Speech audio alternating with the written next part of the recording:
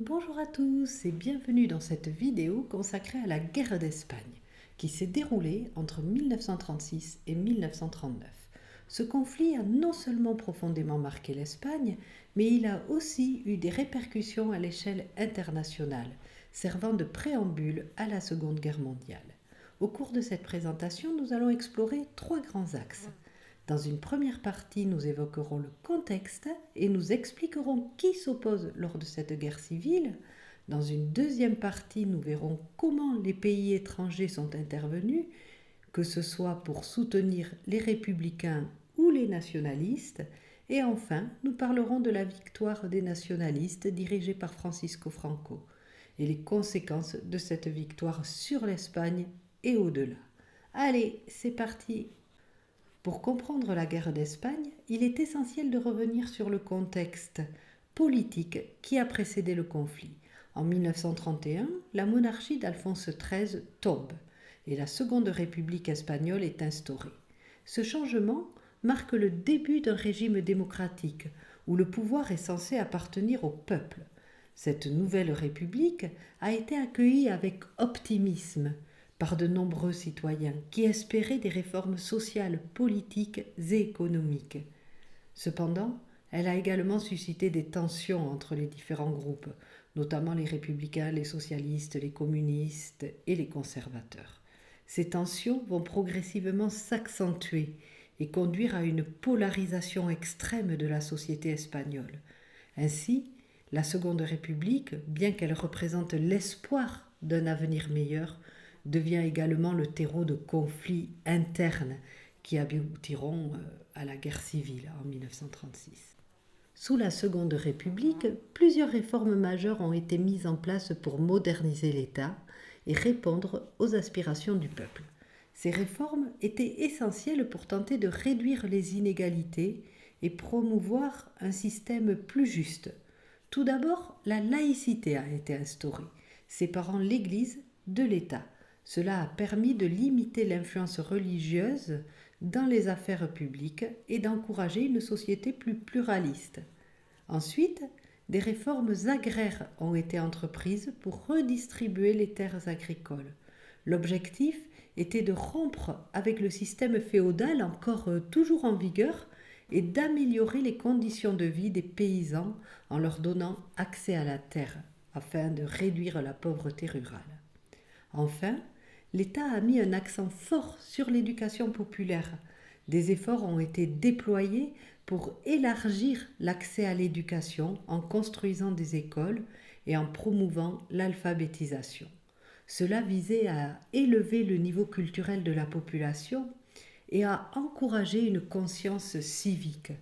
Ces réformes, bien que nécessaires, ont également été source de tensions, car elles ont rencontré une forte résistance de la part des conservateurs et des classes privilégiées. Malgré les réformes mises en place, la Seconde République espagnole se retrouve rapidement fragilisée, surtout avec l'éclatement de la Grande Dépression, cette crise économique mondiale qui a suivi le krach boursier de 1929.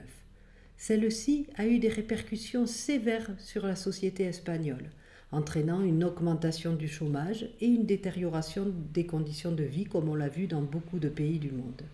À l'intérieur du gouvernement, des oppositions se multiplient.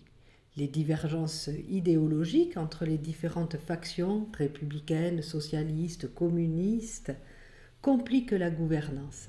Chaque groupe essaie de défendre ses intérêts et cela crée des tensions qui minent la stabilité du régime. De plus, à l'extérieur du gouvernement, les forces conservatrices, monarchistes et fascistes commencent à s'organiser activement contre la République. Elles exploitent le mécontentement populaire dû à la Grande Dépression et aux réformes jugées trop radicales. Cette conjoncture de crise, à la fois économique et politique, prépare donc le terrain pour le conflit. En juillet 1936, la situation politique en Espagne atteint un point de non-retour. Le général Franco, militaire de carrière et partisan des forces conservatrices, décide de passer à l'action en organisant un coup d'État pour renverser le régime républicain. Ce coup d'État est lancé le 17 juillet 1936 et se traduit par une série de soulèvements militaires dans plusieurs villes du pays. Franco, soutenu par une partie de l'armée et divers mouvements nationalistes, voudrait instaurer un régime autoritaire en réaction à ce qu'il considère comme l'instabilité et les dangers que représente la République. Le coup d'État de juillet 1936 marque le début de la guerre civile espagnole, un conflit déchirant qui va opposer deux camps principaux, les nationalistes, soutenus par le général Franco, et les républicains, défenseurs du régime démocratique. Les nationalistes regroupent des militaires, des monarchistes et des fascistes.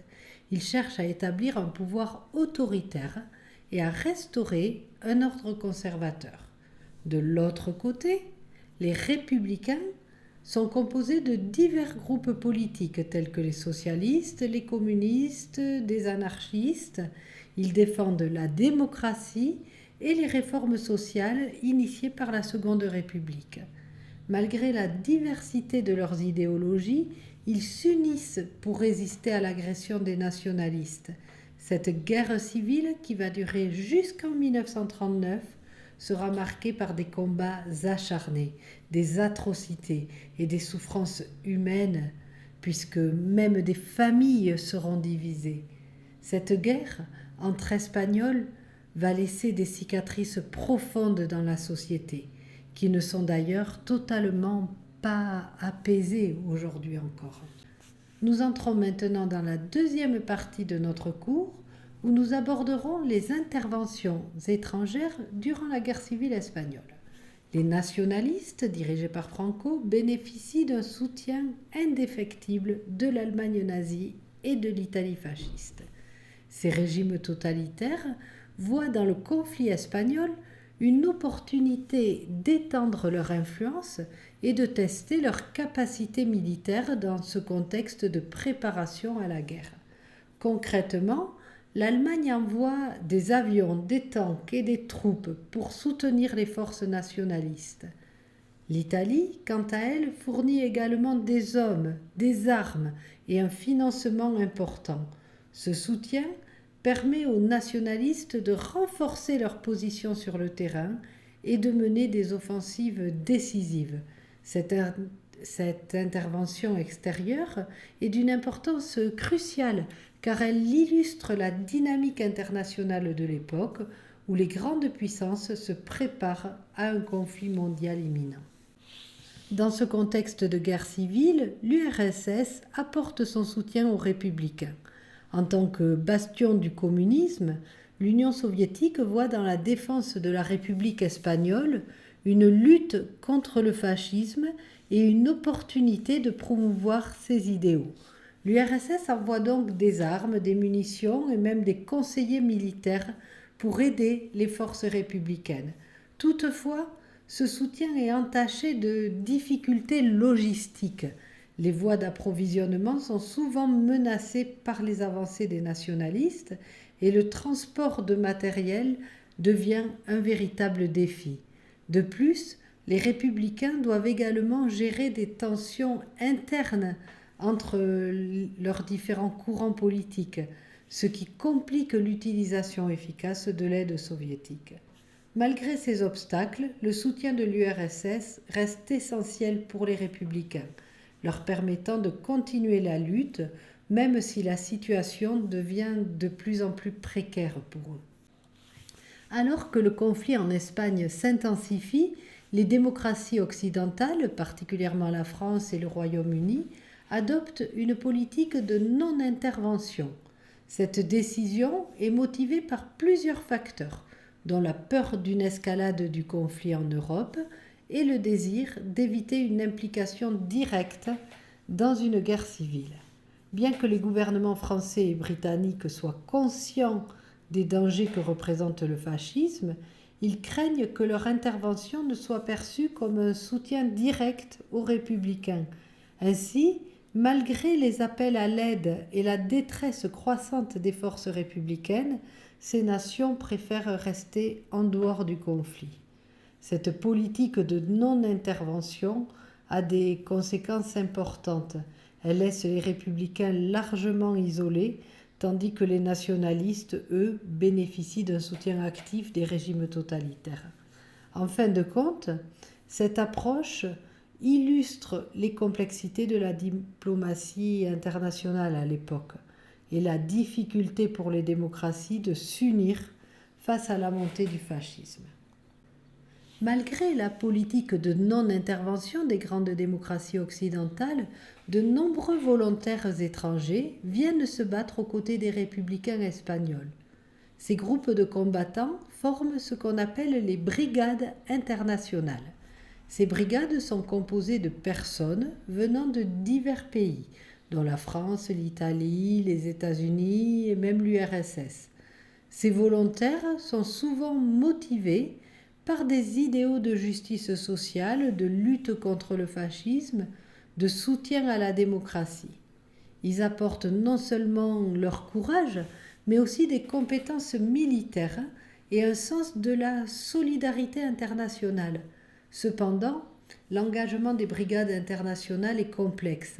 Malgré leur détermination et leur enthousiasme, ils sont confrontés à des défis logistiques et à un manque de coordination avec les forces républicaines. Néanmoins, leur présence symbolise l'espoir et la résistance face à l'oppression. Et leur action contribue à faire connaître la lutte des républicains à l'échelle mondiale. Parmi les volontaires qui ont rejoint les brigades internationales, plusieurs figures célèbres se sont distinguées. On peut citer par exemple George Orwell, écrivain britannique qui a combattu aux côtés des républicains et a documenté son expérience dans son célèbre livre Hommage à la Catalogne.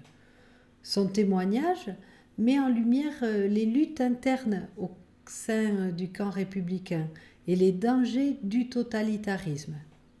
Ernest Hemingway également, écrivain américain et futur lauréat du prix Nobel, il a également soutenu les républicains. Bien qu'il n'ait pas combattu directement, il a couvert le conflit en tant que journaliste et a exprimé son engagement à travers son œuvre littéraire, particulièrement dans son roman Pour qui sonne le glas. André Malraux, écrivain et homme politique français, s'est également engagé activement dans la lutte. Il a dirigé des missions de soutien aux républicains et a contribué à la mise en avant de la cause espagnole dans la conscience politique française. Ces figures emblématiques montrent comment la guerre d'Espagne a transcendé les frontières nationales et a attiré l'attention des intellectuels du monde entier, soulignant l'importance de cet événement historique dans le contexte des luttes pour la démocratie et la justice sociale. Cependant, malgré l'engagement des brigades internationales et le soutien de l'URSS, l'aide apportée aux républicains s'avère bien moins abondante et moins efficace que celle fournie aux nationalistes par l'Allemagne nazie et l'Italie fasciste. Les nationalistes ont bénéficié d'une assistance militaire systématique et bien coordonnée. Ils reçoivent des armes, des munitions et un soutien logistique significatif. L'Allemagne en particulier a utilisé ce conflit comme un terrain d'expérimentation pour ses nouvelles tactiques militaires, notamment avec l'utilisation de la Légion Condor qui a bombardé Guernica en 1937, événement rendu célèbre par le tableau de Pablo Picasso. En revanche, les républicains, bien qu'ils reçoivent un soutien symbolique et des ressources, sont souvent confrontés à des problèmes de coordination et de logistique. Les aides sont fragmentées, ce qui complique leur utilisation sur le terrain. Cette inégalité dans le soutien contribue à affaiblir la position des républicains, rendant leur lutte pour la démocratie encore plus difficile face à la puissance militarisée des nationalistes. On passe à présent à la troisième partie sur la victoire des nationalistes.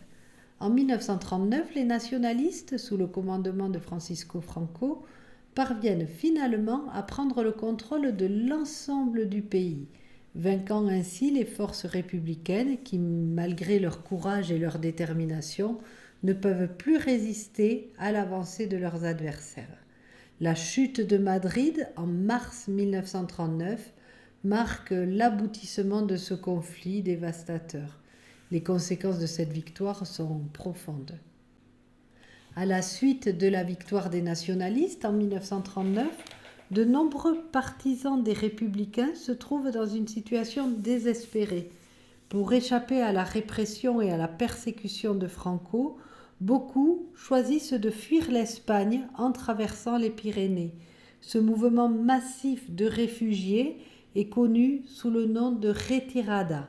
La retirada, qui se déroule principalement dans les premiers mois de 1939, en hiver, dans le froid, voit des centaines de milliers de personnes, dont des soldats, des civils, mais aussi des familles entières, entreprendre un périple difficile et dangereux vers la France. Les conditions de ce voyage sont souvent tragiques. La faim, le froid, les attaques des forces nationalistes rendent cette fuite périlleuse. À leur arrivée en France, les réfugiés espéraient trouver un asile, mais beaucoup se heurtent à des camps bâtis à la hâte, quand ce ne sont pas simplement des barbelés sur la plage comme à Argelès-sur-Mer, qui symbolisent la méfiance des autorités françaises face à cet afflux massif de réfugiés. Les conditions de vie dans les camps sont précaires, marquées par le manque de nourriture, d'eau potable et d'abri. Les réfugiés qui espéraient échapper à la répression en Espagne se retrouvent alors confrontés à une nouvelle forme d'inhumanité. Cet exode témoigne donc des enjeux humanitaires qui accompagnent les guerres et les régimes autoritaires, des thèmes qui demeurent malheureusement d'actualité encore aujourd'hui. Après sa victoire en 1939, Francisco Franco établit un régime dictatorial qui marquera l'Espagne pour plusieurs décennies. Son autoritarisme se caractérise par une répression sévère des opposants politiques, notamment des républicains, des communistes et des nationalistes basques. Franco impose un contrôle rigoureux sur la société, limitant les libertés individuelles et censurant les médias. Son régime se base sur des idéologies conservatrices, nationalistes et catholiques, s'opposant fermement à toute forme de dissidence. Franco reste au pouvoir jusqu'à sa mort, en 1975, laissant un héritage complexe. La transition vers la démocratie, qui suivra son décès, ouvrira un nouveau chapitre pour l'Espagne, mais les cicatrices laissées par le régime autoritaire continueront d'influencer la société espagnole. Cette période de l'histoire espagnole soulève encore aujourd'hui des questions sur la mémoire, la réconciliation et les droits de l'homme. Bon, voilà, nous arrivons à la fin de cette présentation sur la guerre d'Espagne et ses conséquences. J'espère que cette vidéo vous a aidé à mieux comprendre les enjeux de cette période complexe et à enrichir vos connaissances. Merci d'avoir regardé et à bientôt pour une nouvelle vidéo.